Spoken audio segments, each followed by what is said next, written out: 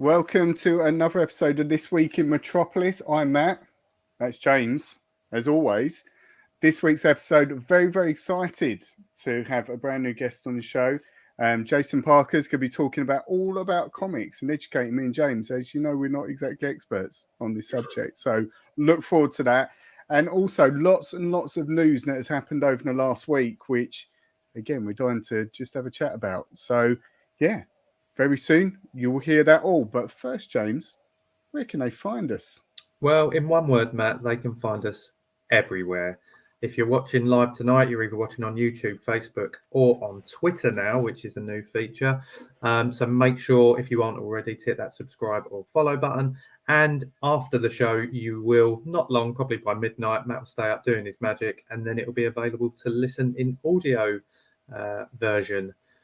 So make sure you check it out. But join us after this.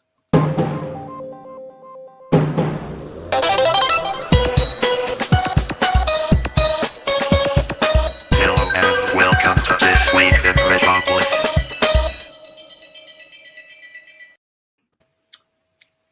Hello and welcome to another episode of This Week in Metropolis. And for the first time, as Matt mentioned, we have got Jason Parker from Jason Parker Comics on the show. Jason, welcome. Hello. Listen, guys, thank you so much for having me. I absolutely love your intro. I want to steal it. it. You might have to change the name. We do before. Yeah. Right. Yeah. It's great. I love it. Well done, guys. Fantastic. I'll tell you where we got it from. Off air. All right. Okay. Jason, it really is our pleasure, and as I was saying to you prior to the show going live, what I've loved about doing podcasts since me and Matt started many moons ago now, it seems, is the different communities and networks of other creative people like yourself who we meet along the way. And obviously, I met you being on Triple G's channel a couple of times. We've met on there, and then from there we've got chatting, and I'm so pleased that you can come onto our show as well. Oh, thank you, guys. It's really appreciated. I think I've got a bit of philosophy in life, is that it's all about having fun, isn't it? It's just as long as you have fun, enjoy what you're doing, just keep doing it. Do you know what I mean? Yeah, exactly. Yeah, speaking of just doing it, I mean, you're a unboxer, a comic reviewer, you're a YouTuber, you've got your Jason Parker Comics YouTube channel. I've watched tons of your videos and your shorts now. I mean, we'll go into more detail from some of my key things that I love about your show. But for those that aren't familiar, and you have got a massive following, by the way, so there will be some that obviously aren't aware. Can you tell us a little bit about your channel? Yeah, so basically the channel started up probably about 2 years ago now, during COVID. And it was basically Amanda's idea. She was like saying, "You're lazing around the house all the time. You're not doing much with your life. You're a 50-year-old fat man. Why do you your life?" So, she kind of convinced me into doing something creative, and I've never been a creative person. Although being a Piscean, you'd think I was, but it wasn't until, like I say, COVID came about. I had a bit of spare time on my hands, working from home. I was working. As we're waiting. Yeah. And I just realized this visual, isn't it? So people can see. Okay. Forget all that. No, yeah. So it just started off just really me on my own unboxing comics. And that's how it started. Sending stuff off to CGC, and CGC being one of the comic graders, and they encapsulate comics. So hit the microphone there.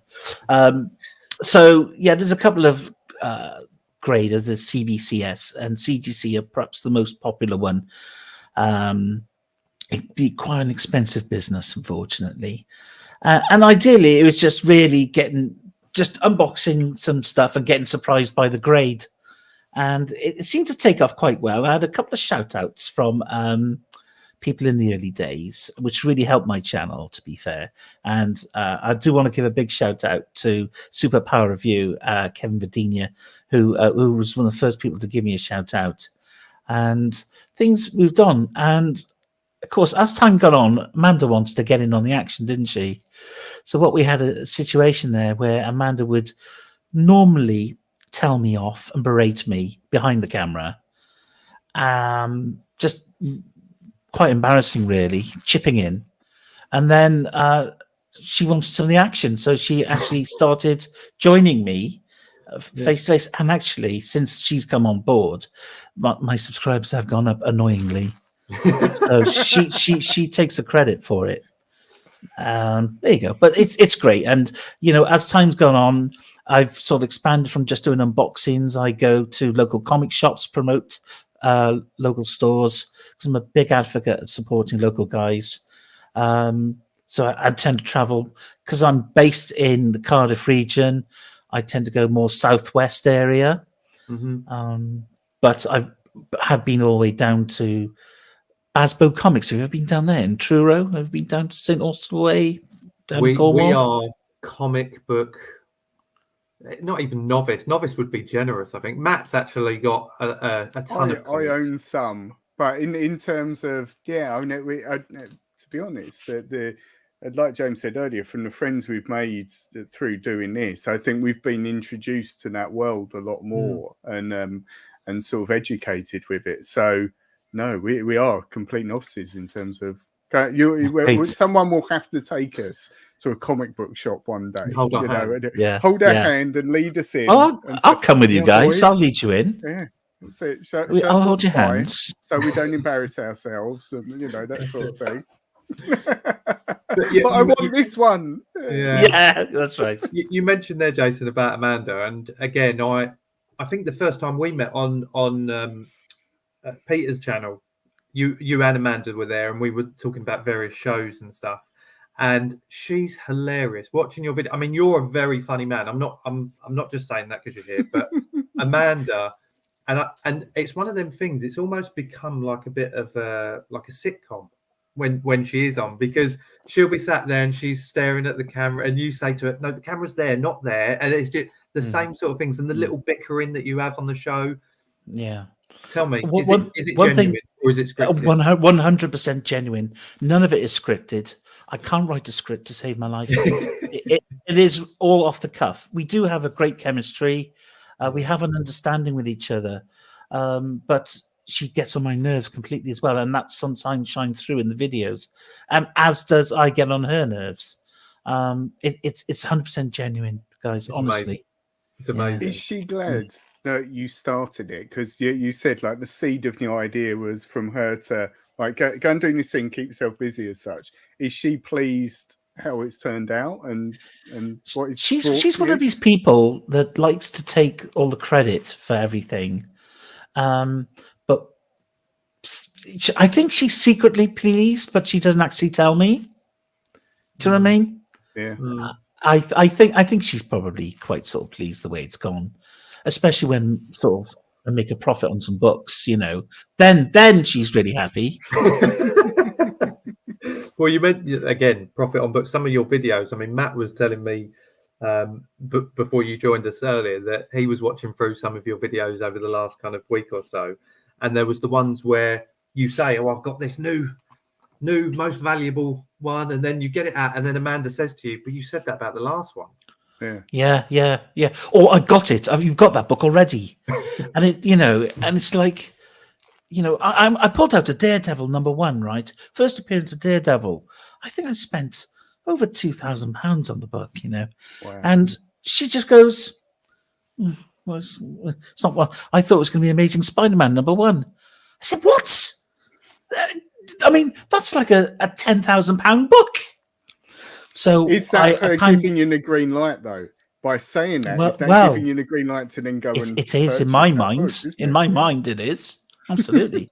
So I went out and bought some more books, and there was a Hulk 181 that I bought, which is the first appearance of Wolverine. Is that what you go for, Jason? By the way, do you tend to go for first appearances? I know that's something I've heard a lot. I've heard that a lot. I think Peter says that a lot of the time. Your thing as such, or is that a common sort of thread? I think, to be fair, it is throughout the comic community. Obviously, books are driven by the community, the comic family, and people too tend to go for first appearances because they're the most collectible. They tend to be not so pop. There aren't so many of them around. And of course, they're more likely to go up in value. So from a retirement nest egg point of view, it's nice to have, people always get a collection. And I said this before, why is it that us guys, no matter what, we collect stuff, right? It could be stamps, coins. For some reason, we have this innate something inside us that has to collect stuff. I don't know what it is. So this was the book that I bought, right? Hulk 181, That was the CGC episode I 8.0. watched, Yeah. And I said to her, I said, look at this book. And she said, but you've got that one. And I did that. I had one that was a lower grade. But to get 2 of these books, I know people who've got like 8 of these books. Really? Because they're just so lovely to have. And I mean, look at the colours on that. I was saying that is a really nice cover. I can appreciate that from an art perspective. That's lovely. Yeah. What dictates the to educate us in terms of the grading system? What will dictate the higher grading? Okay, so the grading scale runs from a 10 to the very top, okay, which is mint condition, which is almost unheard of. You do get the odd 10, and you sometimes get a 9.9, but the standard is a 9.8. That is like pretty much that basically allows for a couple of very minor defects, and what that might be is just fingerprints on the comic, because we've all got acid on our fingers, so that gets into the comic. So that would probably be the standard for 9.8, and it works down all the way down. Well, it goes 9.8, 9.6, 9.4, 9.2, 9.0, and then it goes in halves down to 8.5, 8, 7.5, 7, 6.5, 6, and keeps going down until you get down to the bottom where it goes to 2, then 1.8 for some reason, 1.5, 1, 0.5, and then NG, which is not graded.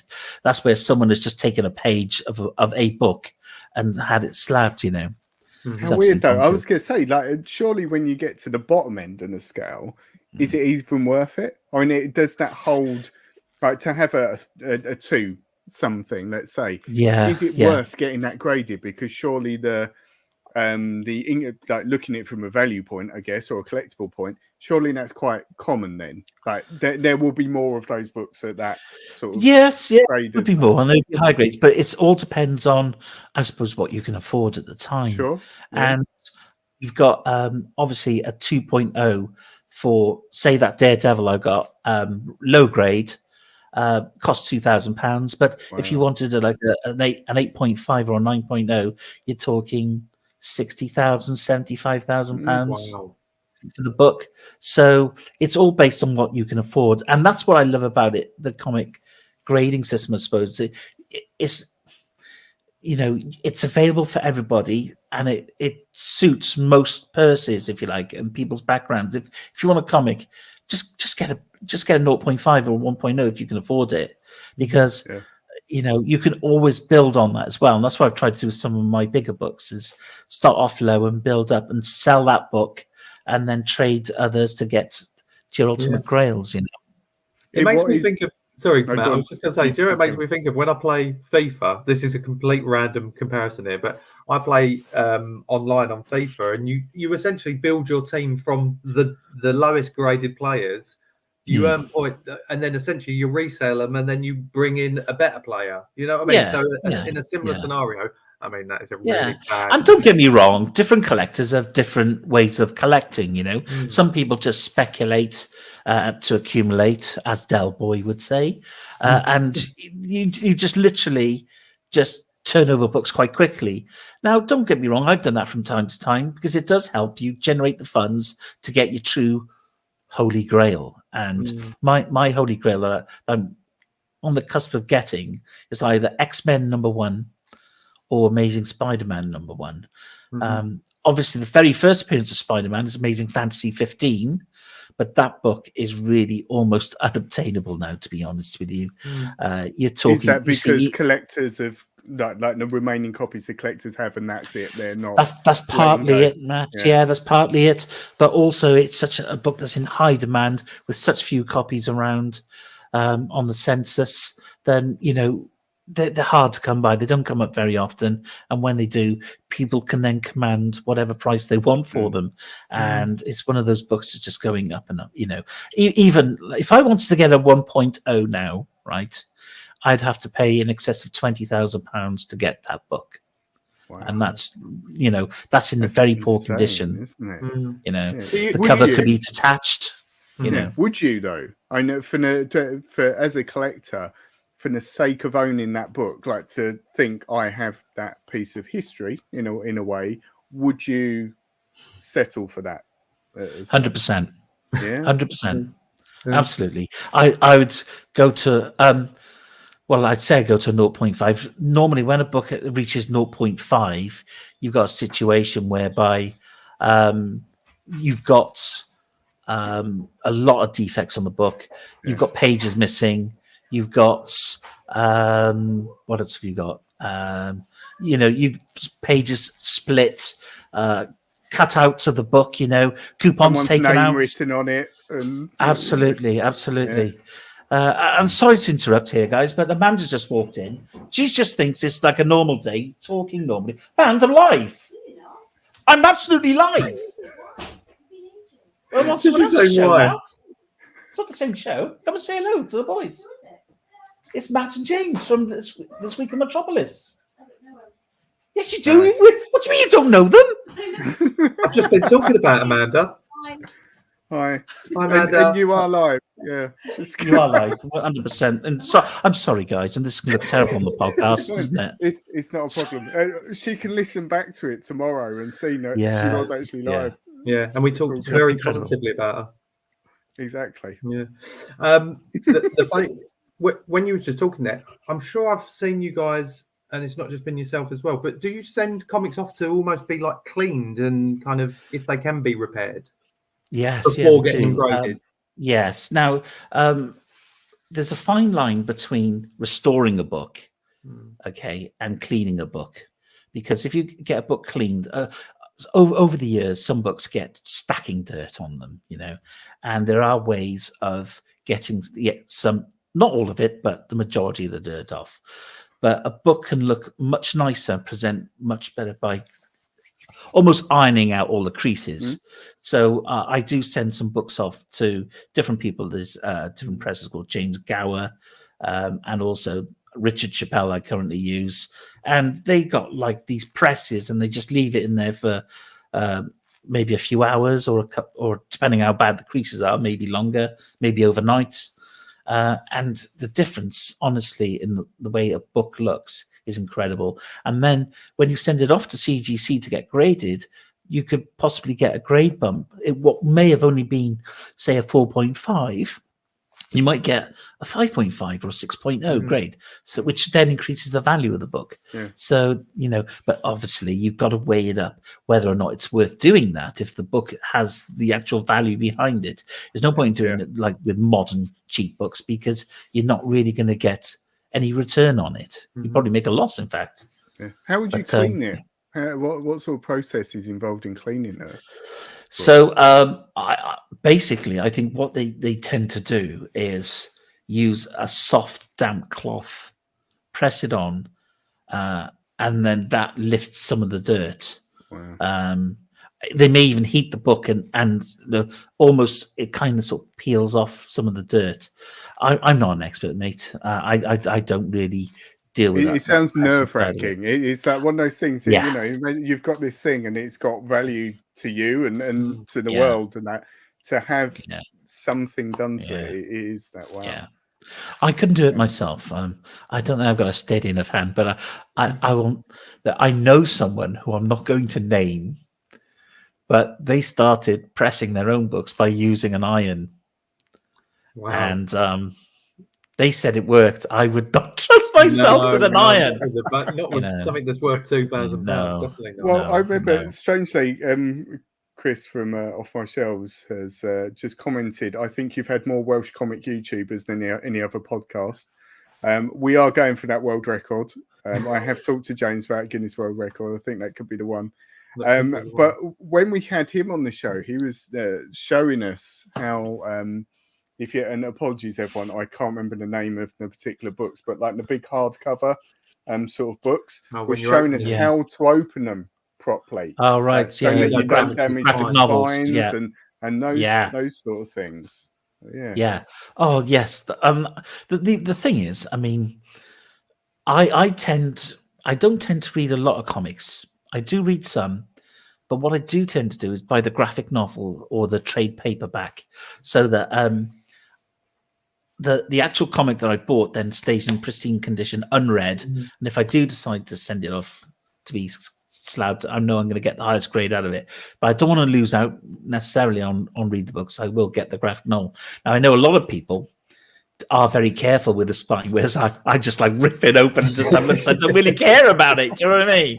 But I know there are people, that care about that too.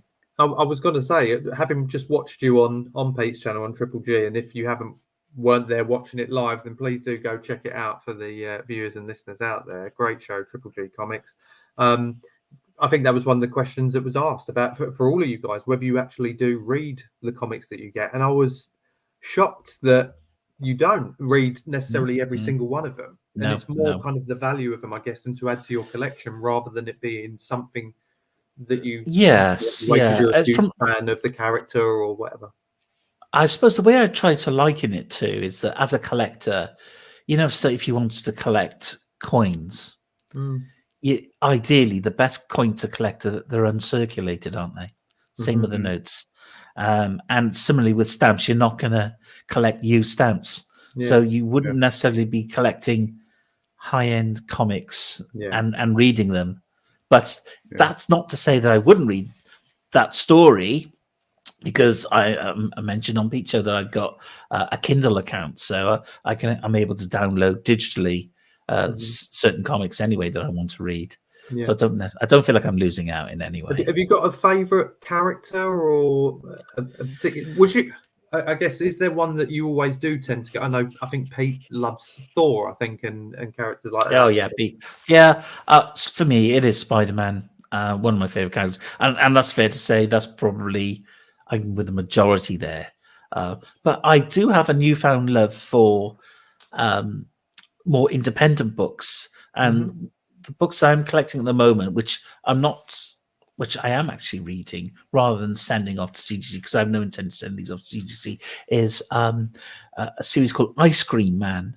And it's a horror anthology series. And each comic is a different story. And it's all based around an ice cream seller. So, I suppose it's a bit like, I don't know if you've ever seen the film Creep Show, the horror film back in 1982. It's just lots of different stories wrapped around. I think you got a lot of sort of films like that. I suppose the modern ones are like the VHS movies. But yeah, that's definitely what I really like. I'm a massive horror fan, huge horror fan. So yeah, love all that.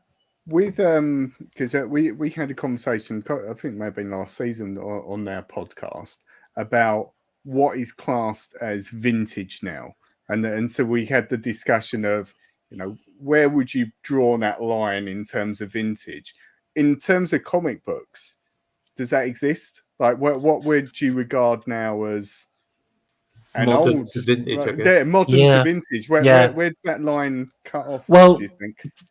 There are different tiers for different ages of comics, and at the moment, I think it's not 1985 to current is classed as modern. Wow. Then I think it's from 1974 to 85. You've got bronze age books. Before that, then you've got silver, so that's in the 60s. Yeah. And then in the 40s and 50s, you got golden age, and then prior to 1900, you got Victorian age. But the thing that we were actually talking about, that Efren was talking about, in fact, on Pete's show, is that how can 1985 be modern?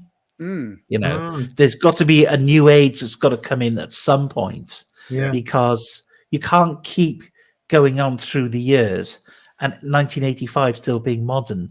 So there was talk about a different age coming in, possibly Iron Age, he mentioned. So that'll be interesting to see Does what it happens there. signify? Because I know, my limited knowledge of comics, I know sort of in the 80s and sort of the 90s that the style very much changed, and it was quite pioneering in terms of where it was moving from the 70s. Do you think it's been that there's not been that much evolution since then? Would that sort of attribute to it as such? I think so. In fact, the 90s is considered a dark time in comics, and maybe late 80s as well. Ever since Rob Liefeld really came on board, he had a certain style of animation, and it wasn't the best. He can't draw feet. He's renowned for not drawing feet. He invented Deadpool, one of the greatest characters out there. So you got to give him kudos for that. But the 90s, not a lot of collectors like to talk about it. But then there was a bit of a renaissance period then in the 2010s, and certainly just prior to COVID, comic value shot up massively. And it was mainly driven by the American market. You had COVID payments being made to Americans, thousands and thousands of dollars. And not only on top of that, because of the pandemic, people weren't allowed to travel anywhere. So whereas Americans liked going on vacation, they weren't able to spend the money on that. So they put it into collectibles and comics. And it just put comics right through the roof.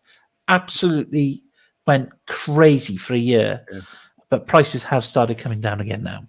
Back to, not quite back to the levels they were before COVID, but they are coming down and settling down a little bit more, which is making it more affordable now for people again, because it did almost become an elitist thing whereby you could only get that book if you had so much money, and it's that just takes the fun out of it, doesn't it, really? It affected so many things, I think, as well, like the from a point of view of like video games and just obviously like Pokemon cards and all of these things. I guess it was as well, in fact, people had money, but it was also I think in times of uncertainty, people tend to cling to something a bit more tangible, don't they? And if it's something you love, you're drawn towards that sense of nostalgia and so on, aren't you? Yeah, spot on, mate. Yeah, definitely. So the Hulk comic that you showed us earlier, would you say that's your favorite one, or do you know what, it's probably it's probably my most expensive comic. Highest graded? My highest graded is actually a 9.9. Do you want to see a 9.9? Wow. Hang on. Excuse me. Now, I wish this was the real book. It's Amazing Fantasy 15 in a 9.9, but it's not. It's not a comic. It's actually it's very dusty, is what it is. It's actually pure silver foil. I don't know if you can see that in the camera. So it's literally graded based on foil. So it has a value because it's pure silver, and it's a collectible basically. It's silver collectible. I think there are only, say on here probably, there are only 1,000 of them, limited mintage, 1 ounce of fine silver. Wow. Funny story behind this book though, guys. I sent it off to CGC. And they mixed it up with some other books, and it came back with a DC label on it and saying Superman 1. Oh. 3 times I had to send it off to DGC to get it fixed. So that's in one of my videos. That's fun. Yeah, that's good. That's your highest graded one? That's my highest graded book, 9.9, which you don't see very often. You do get 10s. Like say, but they are very few and far between. The 10s, you know what, tend to be more DC stock. Do you remember DC introduced the Batman Damned book? Do you remember that? First appearance of Batman's Wang is Willie. And that was in that was on their DC label book, DC Black Label. And it had a different type of cover to it. It was more like a graphic novel. Right. And those books were being sent off graded and coming back as 10s and 9.9s because their paper quality was much superior to Marvel's paper. Yeah. And what would you say then is your favourite one that you've got? Oh well, I know you brought a collection of them just at hand to show us. yeah, okay. I'm sorry, I'm flexing a little bit here. So I've got a Strange Tales 110 here, which is the first appearance of Doctor Strange, which is a bit weird because Doctor Strange doesn't make an appearance on the cover. He's not really mentioned. The Wizard is mentioned. I do like that book. It's only low grade 2.0. I think I remember the video for that one, and you asked Amanda to guess who it was the first appearance of. I remember that. Yeah, and she got it. Yeah, she I don't know in how. her mind. No, she cheated. Yeah, that's the first Punisher. There, that's quite a nice little book. Oh, there. nice. 7.5 as well. Yeah. See, this is classed as a modern book. Oh no, it's not. It's 1974, so perhaps Bronze Age. Sorry, that would be Bronze Age. Yeah, it's quite a high grade on that one. With interestingly enough, a custom label. I don't know if you can see, you got Spider-Man there. Yeah. Oh yeah. Which is a bit different, bit of a custom label, and you've got that on the back as well, which is kind of cool. The New York City skyline. Sorry, guys, I'm boring you here now. No, not at all. I've got this is a classic cover here. That's a nice looking book, isn't it? Yeah. Nice. This is a 5.5, so mid grade book. And you've got Underscore running away. They're shitting themselves. It's good to see. I was just going to say then, Jason, like Fantastic Four. There's been some news which I'll touch upon later in the show, but there's obviously going to be some sort of reboot of that coming out, I believe, next year, the year after. Who knows when? The next 10 years, I think, are mapped out with Marvel at the moment. Does that influence, if you know what's coming on the horizon in the movie world, does that influence certain characters that you might try and look for first appearances? Massively, yeah. Because part of the collection game is speculation. Now, there are different YouTubers out there that perhaps concentrate more on the speculation side of things. And we've seen the channels out there, the books are recommended to get because of little tidbits of news that come out about different films. I mean, I suppose the recent... I'm trying to think what happened. There was something recently, wasn't there? It might have been of course, with the Black Panther 2 trailer, you had Submariner in the film. So everyone then wanted Submariner stuff. And when there was an announcement about a Moon Knight TV series, everyone wanted everything Moon Knight. Yeah. It's different. You know, when you say, what's your favorite book? It's hard because it's like choosing which is your favorite child. Oh no, I've got one. Oh, no, none of them. And neither of them are his. Yeah, it's someone else's. That's better. Wow. I mean, that could catch on. But anyway, one more question from me on some of the videos you've said, like you've shown your journeys to other comic book stores and things like that. What is the furthest? Because again, I saw Pete done a video where him and his wife, I think, went all the way down to the south of the UK from Newcastle. Yeah. What's the furthest you've ever gone to get a right? comic? Well, to be fair to Pete, he was picking up an X-Men #1, and I think I would travel the ends of the earth rather than stick it in the post via Royal Mail. No offense against Royal Mail, but when you're spending that much on a book, you really don't want to go through the postal system. So he did drive miles. I don't think I've driven that far, flipping heck. Specifically for a book now, or just traveling to comic shops, would you say? Yeah, either. Because I suppose if I'm away somewhere, then I'll try and find a comic shop. So if I've gone to London, which is 2 hours away from where I live, I suppose Northampton. That's probably the first I've gone to get comics. But or maybe it is in Truro, which is about 3.5 hours away. Yeah, down. But to be fair, I was already going down that way because I was staying for a week away, so it's kind of, I Two didn't birds, one specifically stone. go to the comic shop. Yeah. That's it. That's Yeah. it.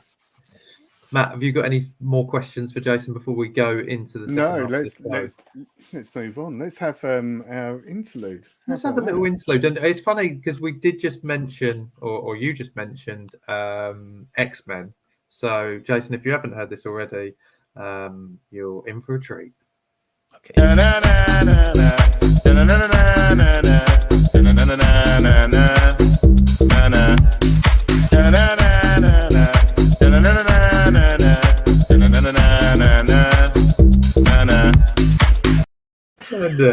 scene. I mean, I could see you giggling away. I know. Did I say treat? I meant. That's amazing. Because everyone loves it so much, we've put it online. You can download it. This week at God, I can't even remember the name of our show. This week in Metropolis.bandcamp.com, you can download that and listen to it all day long if you want Incredible. I want to buy the 12-inch remix of it. It's amazing. We'll get it pressed for you. Yeah. Thank you. What I would say is that I love the bit where it kind of slows down a little bit at some point, doesn't it? That is StreamYard, unfortunately, where it really messes with the file. So you, with the intro, you play it starts a bit quick and then it goes. Yeah, it ruins it. yeah, Unfortunately. Before we it's that's what ruins it. Yeah. Before we move into the second half of the show, I just want to thank everyone who's watching, and just to give a couple of shout outs. So Shane from Dawn of Comics is here. Martin from Sonic's Comics, who will be a guest on the show later in the series. He's here. Evening, lads, he says. Pete from Triple G, he's here. Hi, Pete. And he's also said, I've got to feature this one, sorry. Oh, Matt, I keep pressing it. You keep pressing it, yeah. This is a good-looking panel. Damn right it is. Yeah. See, 2/3 of the panel are in the dark. Yeah, thanks. Highland G, hi Highland G. Isla's here. We've also got Chris, who Matt mentioned earlier from Off My Shelves. Connie Dalton, who we saw on the Dawn of Comics quiz on Sunday. That'll be coming out soon. Steve from SCW, the wrestling channel. Hey, Steve. And I might add congrats to Steve because he's just become a partner of YouTube. So he's hit his milestone. So get in there, Steve. And Dino, just Dino. And he's mentioned here for you, Jace, 1985 to 2000 is also referred to as the proper age. Yes. And then the modern age from 2000. Yeah. So thanks to everyone who's watching now. Also, just to shout out for next week's show, just to give a little plug, and someone who Jason knows as well, we've got Ben, the attention-seeking geek, on our show next week. Again, who I met along with Jason on Triple G's channel a few months ago. And very funny guy again, does a lot of cosplay stuff as well as his videos. He'll do reviews at the moment. His latest thing he's trying is his intranales, which I think are fantastic. But we'll talk more about that with Ben next week. Jason, what's your history with Ben, or is it again through Peter? Ben, yeah, it was really through. I think it might have been Peter's channel, but I have to say that Ben is genuinely one of the funniest guys I've had the pleasure of meeting. Honestly, he is so funny without even trying to be funny, and that's annoying. Isn't he? Didn't he used to be a comedian as well, or something like that? Yeah. You'll have to ask him about his special appearance as well on Take Me Out.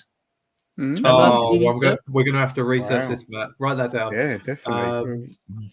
But anyway, that's next week. We've still got Jason with us now, so let's move into some of the stories that have caught our eye over the last week. So I'll kick off with you, Matt. What's kind of some of the things you've seen?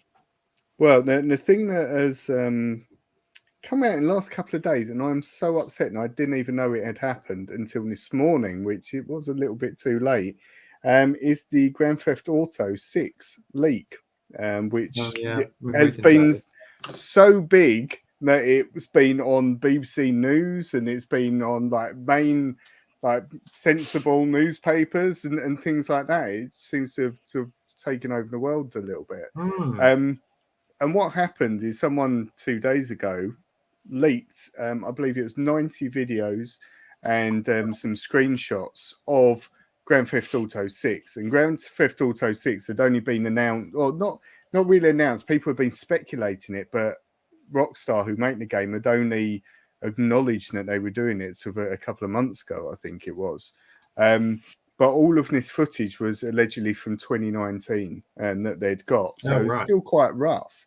But from, like I said, I was a bit upset and I couldn't get it, if I'm honest. And I shouldn't say that, but I would have downloaded it probably and had looked, being a big GTA fan that I am. But the twist in the story, because the footage looks amazing, and you can, if you have a look on Twitter particularly, there is still quite a lot of stuff that's been revealed. Particularly that it's going to have two main characters. It's going to be a female character and a male character, and they're going to operate in like a Bonnie and Clyde style setup. So if either of you have played 5, you could swap between 3 characters, but using very different places. It seems like this, you've got 2 characters which are very close by, and you can flip between them when you're doing missions and so on. And more importantly, it's going to be set in Vice City, which is very loved by a lot of people in terms of the game world. But the weird sort of, I have got Twitter open, and new things are starting to be leaked as well. So I think that the hacker did say we might lose you then. Putting more stuff out. Yeah, exactly. I'm just going to download something. But the twist with it is Uber were hacked over this weekend as well. And they've claimed that the same hacker that hacked them was the one that did Rockstar. As a result, the FBI are now involved. I did see that headline. Are investigating this thing. So, from, I don't know, it's weird. It's like a video game. You think, oh, stuff has been leaked. And personally, I don't view it as a big deal as such. You're getting a few clips of a game, but it is a crime, I guess, is the way to look at it. And the FBI are now looking into it. And it's assumed that the group that have done it is a group called Lapsus, I think it is. It's like LAPSUS $. And this year alone, they've hacked Nvidia, LG, Microsoft, and T-Mobile. Wow. So they've been busy. And it's rumoured, I don't know how much proof it is, that the leader of this is a 16-year-old boy from the UK. Oh, they're getting smarter. Crazy, isn't it? Amazing. Are you a gaming fan, Jason? Are you?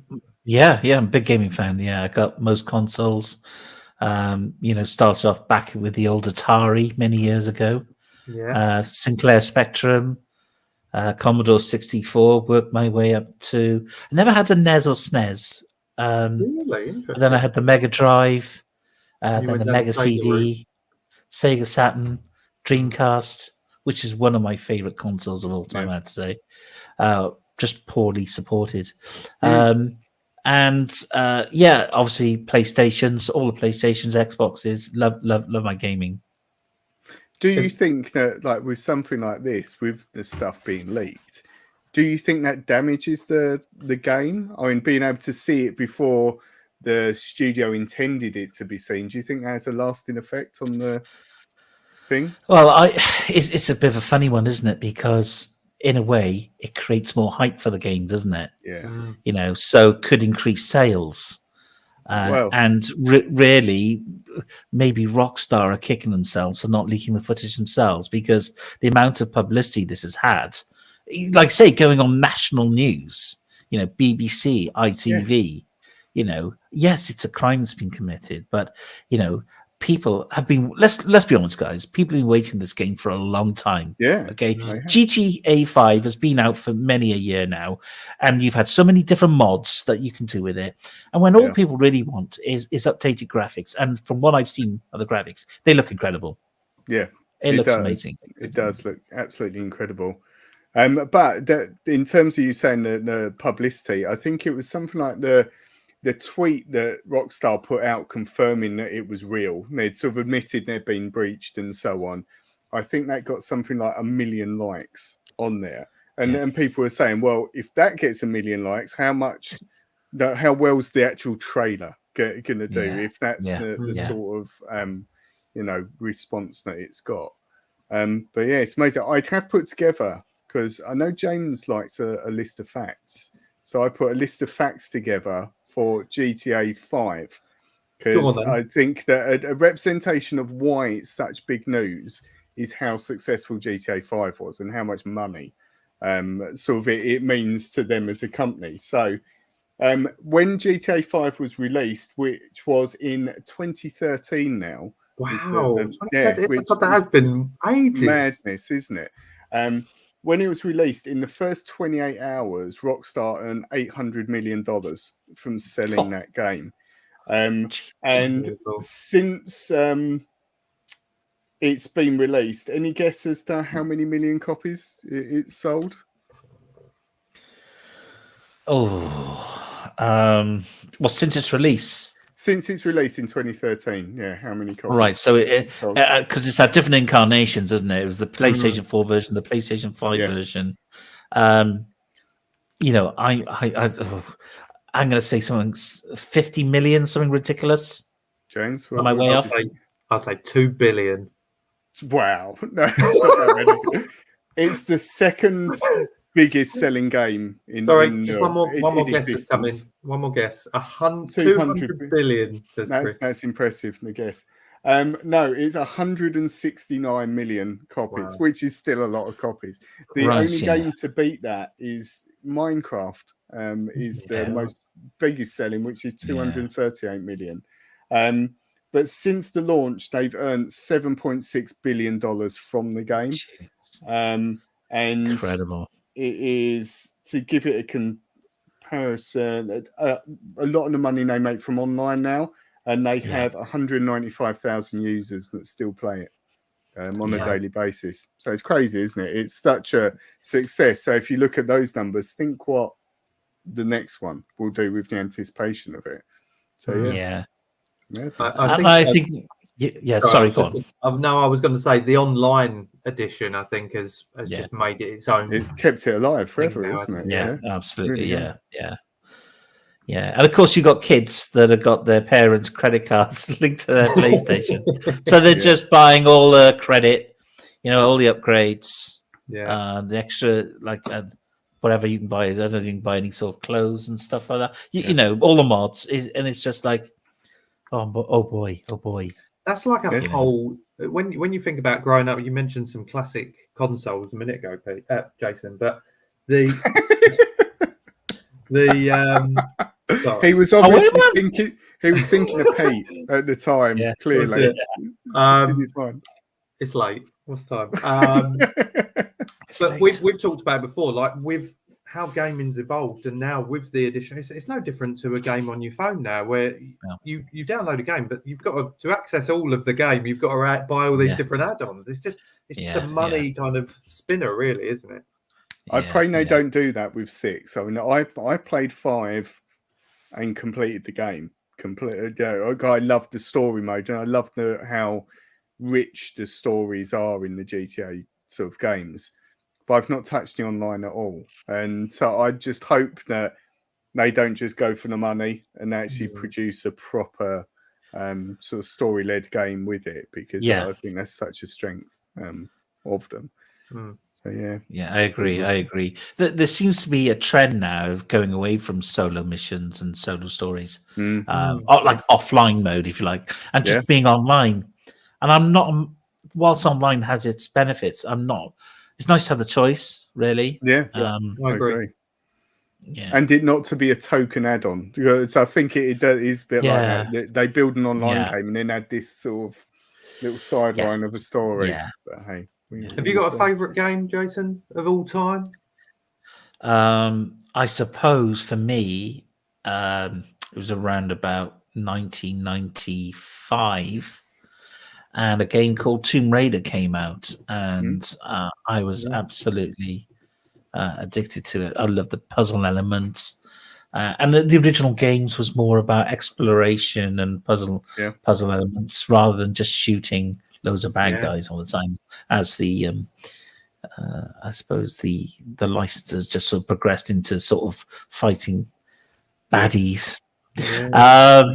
But I mean, I love games. I like adventure games. I like it might be my age, but I quite like these games like Everyone's Gone to the Rapture. I don't know if you heard of that one. Mhm. Yeah. They're like basically walking games. Yeah. You're just walking along. Nice place. That's what they call Nice them, don't they? place. Walking simulators. Walking don't they? simulators, yeah. That's the nickname for them. Yeah. Another one is something. What? Not. I was going to say Ethan Hunt. Then it's not Ethan Hunt. What happened to?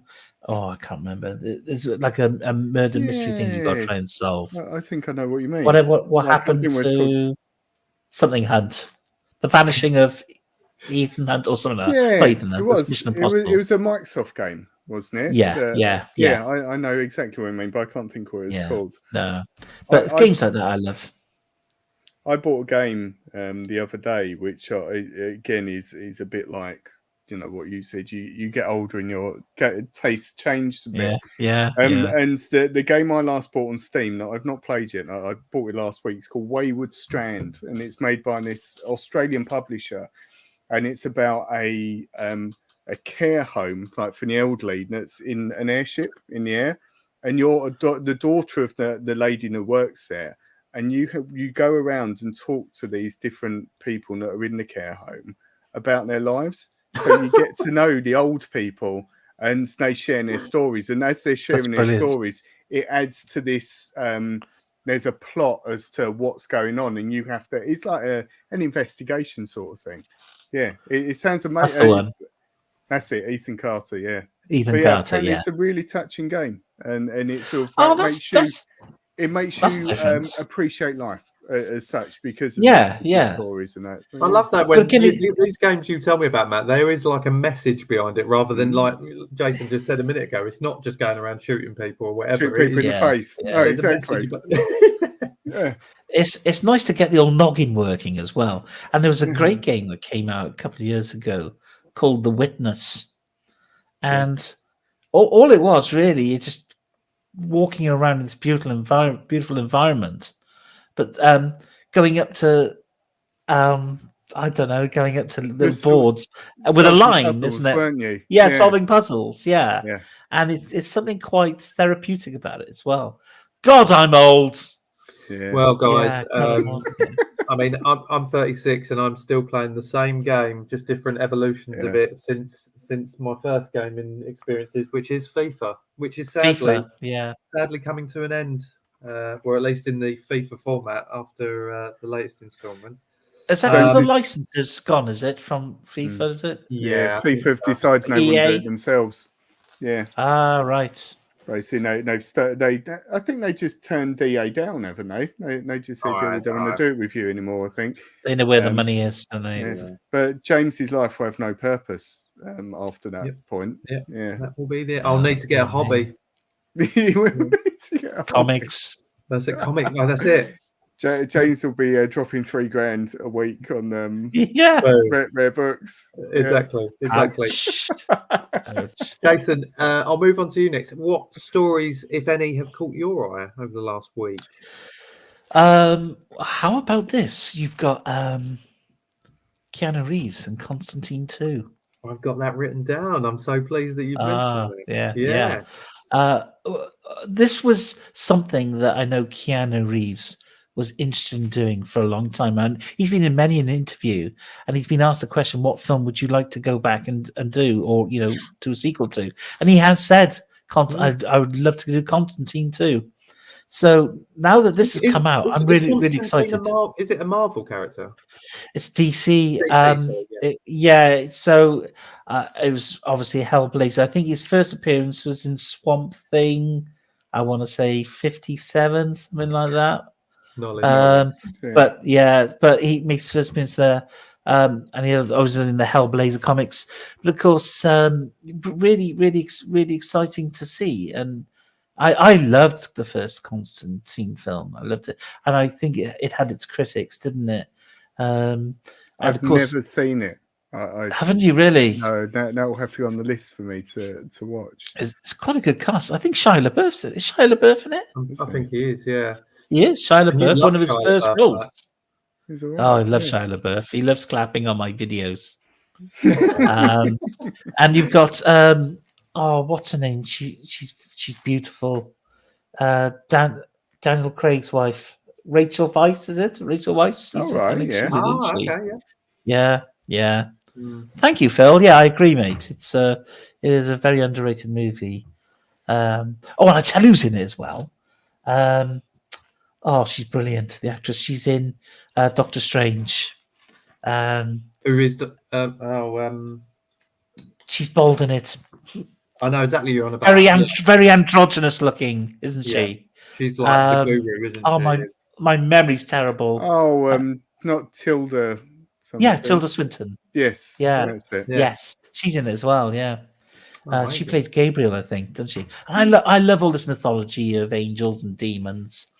I love that sort of thing, really. So it suits me down to the ground. I think it's with all the TV shows and everything now of different angels and demons, and it's overdone a little bit. But back then, I'm trying to think when it came out. Would it have been around? Oh God, I want to say 98, maybe, or maybe later. Wow. I can't remember. We have to find out when it came out. Guys in the chat, let us know when that film came out. 2005. 2005. Yeah, I was thinking it was 05, but yeah. So I mean, that's quite a big gap, isn't it? I mean, you're talking 17 years. Is Yeah. it that this right? kind of story? I know, like I said, I've never seen it and not aware of the sort of story behind it. Is it something that they can do a sequel to? Like, is there enough, out there to build upon, or like? I think it kind of left things open. Well, I'm not going to spoil anything, but it left it open ended to a certain degree. Yeah. And you know what? With the magic of Hollywood, they can do anything nowadays, can't they? Exactly. Yeah. I think at the time, I remember Keanu Reeves because he's got his long. Correct me if I'm wrong, Jason, but has he got his kind of longish hair in it as well? Yeah. That's it. Yeah. And that's the thing. He's got short hair in Constantine, I think. Right. I'm sure So it's short I'm hair. wondering because he seems to now have the long hair and everything because he came back. Yeah, he'll have to have it all cut off, won't he? You're just thinking John Wick with. I'm thinking John Wick. That's exactly what I'm thinking. Yeah, I think he's sticking with the John Wick look now. So even in Yeah. Constantine, he'll probably come back with it long. But yeah. that actually, so that leads quite nicely actually, because some of the things that I've seen have all been about kind of sequels and the same sort of thing. So there's going to be a new Karate Kid movie coming out in 2024. Yeah, I heard that. I mean, What's the deal with it though? Do with this. Yeah, is it a complete reboot? Well, the thing is, Cobra Kai. I've not watched any of Cobra Kai. Have you watched any of that, Jason? No, not interested. Are you? Oh, you know. Did you like the originals of Karate Kid? Not particularly. They were very sort of generic, and things. Anything with the title of kid in the title, I'm not interested. If there's any children in it, forget it. I'm terrible like that. Very close-minded. God, I loved the Karate Kid. I think I was probably the right age when it came out. In the sense, I was probably a fairly similar age to the character, or maybe a little bit younger than the character. So seeing his life and whatever, I related quite a lot to it. And yeah, just him overcoming and learning karate and that sort of stuff. I think it was all about Mr. Miyagi. I was the same. I'd done karate as a youngster, so like I used to think I'd be out there practicing my kata and all that, thinking of what wax on, all that sort of stuff. But the problem is was it Karate Kid 3 maybe? There was one where it was, I remember it just went downhill very quickly. Yeah, the second one is in China, isn't he? He goes and meets Mr. Miyagi's family, and then I can't remember what happens in the third. And then there was one with Will Smith's son. Yeah, and Jackie Chan. That was sort of in the 2000s. Yeah. But they did, I think there was one in between which had a girl with Mr. Miyagi as well. I think if you look on like Disney Plus or whatever, I think that was the third one. Was it? Yeah. No, I think there was a third one with. Anyway, there's been hundreds probably. I'm wondering whether this is going to be an offshoot of Cobra Kai, because it's been getting rave reviews, and I just see there Phil said, "What? How are you not watching Cobra Kai? Get on this! It's really good." Okay. The interesting thing is, the guy who was the Karate Kid, what's his name? Ralph Macchio. Yeah. Do you know how old he is? No idea. 82. He was actually mid-40s when he Yeah. did the film. He's Yeah. 60. He was no kid. 60. He's 60. Oh. Yeah, So sorry. actually, I remember. I think Yeah. I remember reading that. I watched them with my oldest again, and I think he was probably in his 20s, wasn't he, when he was Must playing have the been, Karate yeah. Kids? Yeah, Yeah, that's mad. crazy, isn't it? Yeah, with the we've Zimmer got- frame, wasn't he? Do you know what I mean? That's it, It's yeah. ridiculous. So we've got a Karate Kid sequel coming out, or it could be a reboot. Who knows? But the other big one, which I'm keen to get Matt's thoughts on, is there's going to be a Blade Runner 2099 series coming. Yeah. So Now, I'm I think I haven't got the banner up, but there's a No. Matt not likes to have a rant sometimes, Jason. sometimes. And Yeah, I remember when Blade Runner 2049 was coming out, and Matt was buzzing for it, and then he Yeah. watched it. No, but the thing is with Yeah. that film, Blade Runner, the original one, is my favourite film, and Such I a great film. Such a great adore it. And even now, I just I'm a bit biased, but I think it's timeless. Like it looks amazing still, Yeah, and it is yeah, just incredible. Beautiful. But the one with old sad face in it and Ryan Gosling, I've tried watching that twice now. Mm. And I get to the point where he goes to that sort of space orphanage place, and I just can't watch anymore. I just think, oh God, I'm gonna go to bed. I can't bother anymore. And I've not got past that point. I probably do need to watch it, but I thought there were some lovely touches in that film. The thing where he's with his like AI girlfriend sort of thing, where she's in the rain and he's on the balcony. Yeah. There were some really nice bits that sort of captured the magic of the first one, but it just. But I think that's all that was, soul. though, Matt. It I didn't think have a that soul. Yeah. no, that it was literally copy and paste, wasn't it? A lot of it. It was like, Yeah. and you know when they brought in, oh my God, the female robot, and the CGI was great on that, and it looked like her as well. But I can't remember her name. That's his name. That's terrible, isn't it? Oh, what from the original? Yeah, one. because she was in the sequel, wasn't she? As a CGI, they brought her out. Oh, I've not even got that far Well- in it then. Yeah. Well, I do remember falling asleep in the cinema when I watched that film, Really? Wow. and I woke up, and there must have been a loud bang or something. It woke me up. But it's I thought, oh, what's going on here? And it was near the end of the film, and do you know what? I had no sort of desire to go and watch it again. Really, the first one I could watch over and over again. The whole atmosphere of the film, the soundtrack, Rutger Hauer. You know, just the exactly. cinematography is incredible. His speech at the end and just God, it's just too good. Yeah. It is just too good. Rachel was the name of the character. Rachel, that's right. Yeah. So would you be interested then, either of you, in? I've not even seen Blade Runner.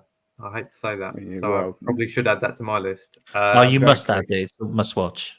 You should. But would you be interested in seeing what this series? I don't know whether it's going to go to Netflix or whatever, but would you be interested in that? I don't know.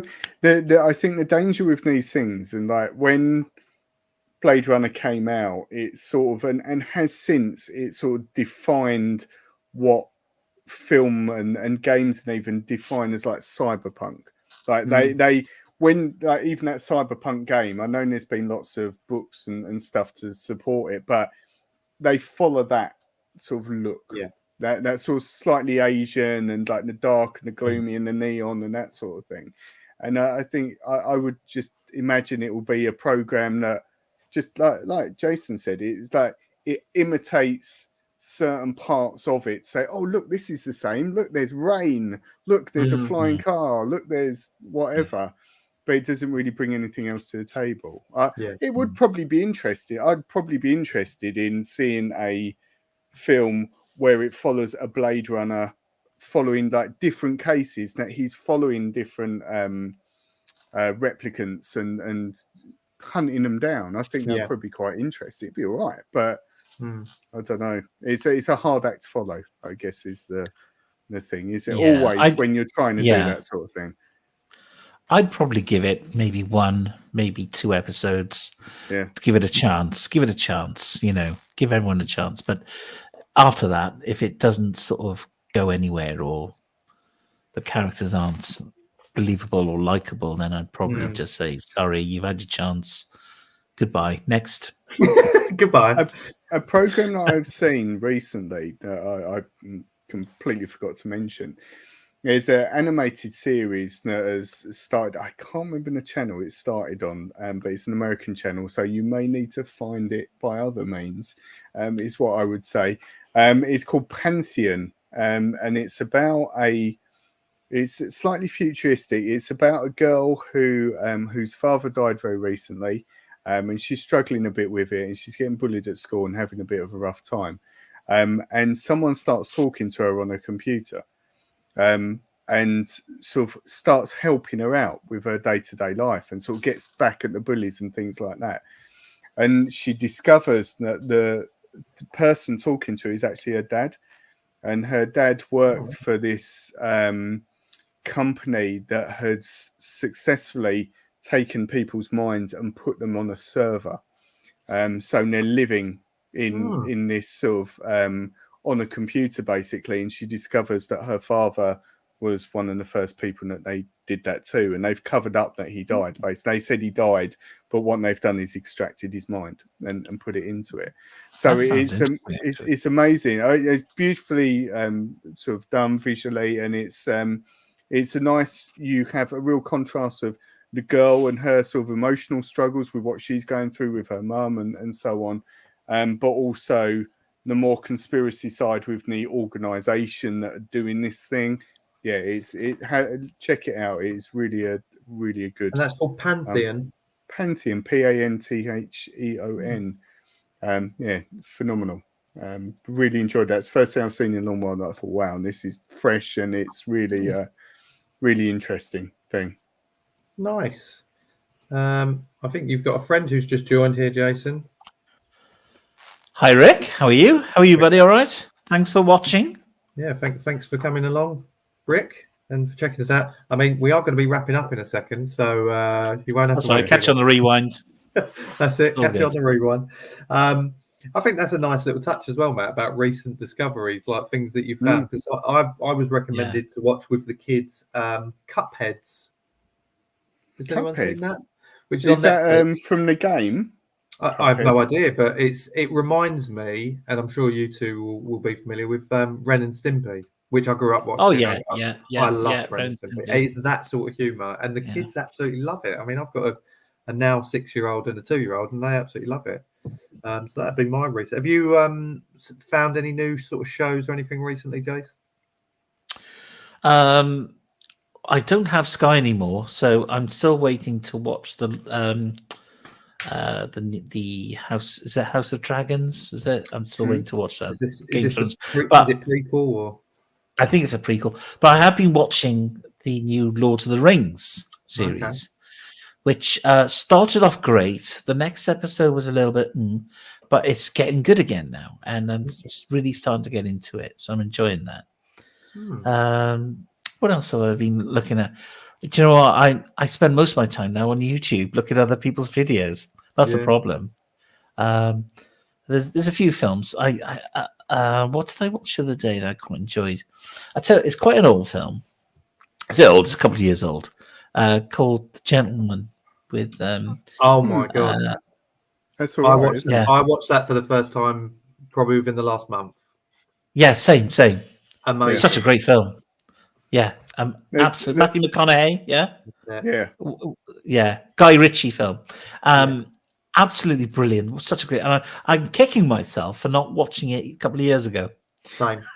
And I think I got it confused with because you had The Irishman out. I think around a similar sort of time. Right. And I remember everyone saying, "Oh, it's about 7 years long," and it's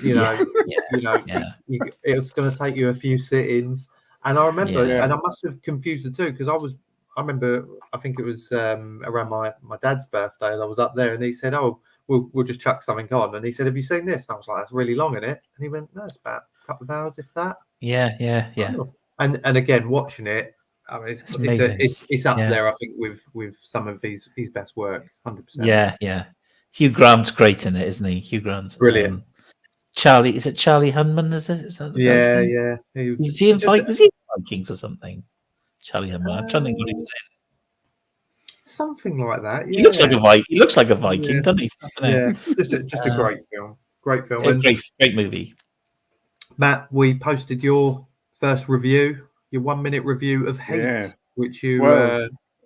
That's watched it. the I can't believe it's one of those films that has been on the periphery for a very long while. And talking of, I can't remember if I said it on the review, but the thing that reminded me of it is GTA 5. Now you replicate one of the scenes. Basically, one of the levels is one of the scenes from Heat. And my God, it is just such a good film. It's one of those that, without sounding old, like, which I will as soon as I say it, but it's the kind of film that studios don't make anymore because the production value is so high. Like the level of acting in it, the story, the cinematography, it is just, they nail it throughout the whole thing. It's very long. But it's just beautiful. It's a work of art in terms of Michael Mann's films are all generally always set in LA, and you've got these like sprawling sort of landscapes, and it's oh God, yeah. But the color tone used as well is amazing, isn't it? So real sort of blues and so on. Yeah, on it. Yeah, hazy blues. It's beautiful. Yeah, it's great. It's got, and the amount of actors that you see in it, and you just think, God, like it's just and probably at the time a few of them may have been starting out, but you've got the headliners of Pacino and De Niro, which is great in itself, but even sort of Natalie Portman in an early role is daughter, and you got sort of people like Jeremy Piven, who was in Entourage and have done a load of stuff since. He's I think he's a doctor. Like he's just like his bit partner turns up, and all of pretty much most of the actors, even Val Kilmer, is sort of one of the sidekicks to De Niro, and he's not even that big a character, but was probably still quite a big star. Back then, he was massively. Yeah. And you just see like someone walks in and think, "Oh my God, I recognise that person," and it's it's phenomenal. Thoroughly recommended. Who did the soundtrack to that? Was that Tangerine Dream, or was it? Am I thinking of something else? Oh, I don't know. I need to look that up. Yeah, Matt's well into his music, Jason, so he'll be all over that. So I will be looking it up and having a listen to that. Yes, that's such a great movie. I'm glad you've seen that. When was that out? Was it 88 or something? Or 96 that came out. That's really flipping heck. Yeah. God. That's it. But that was a long while ago as well now. So that's 26 years ago, isn't it? So, oh God. Yeah. Crazy, isn't it? Before we wrap this up, I've just seen a question from another new viewer who, I don't know if you know Ryan, Jason, but Ryan Robson. Hello, everyone. I don't know, Ryan. No, hello, Ryan. How are you, buddy? All right? What's the bestest comic shops you have ever been to, and what's your worst? Oh, naming the worst. Well, it's common knowledge that the worst one is Comic Guru. I've had a few run-ins with this chap, and if you don't believe me, please go on to Google reviews and put in the Comic Guru, okay? And I think actually my review has been taken down because I went on there the other day and I couldn't see it. But it's interesting. He's terrible. But the best one, I think, I mean, there's a couple for me that I really enjoy. It depends on what sort of comics you're after. If you want like modern books, then we have there's places like online stores like Sad Lemon, isn't there? That you can get modern books. And I tell you what's quite good is Sin City Comics and Gaming. They're based in Newport. They're great for modern books.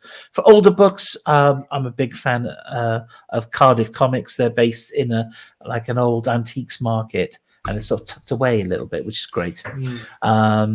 But also, one of my favorite places to go at the moment is in Hereford, and it's a place called Q's Comic Store, and my good friend Andy, who I do want to give a good shout out to because he's organising the Hereford Comic Con, and I'm going to be there, and I'm going to be selling comics. So I'll have a little stall.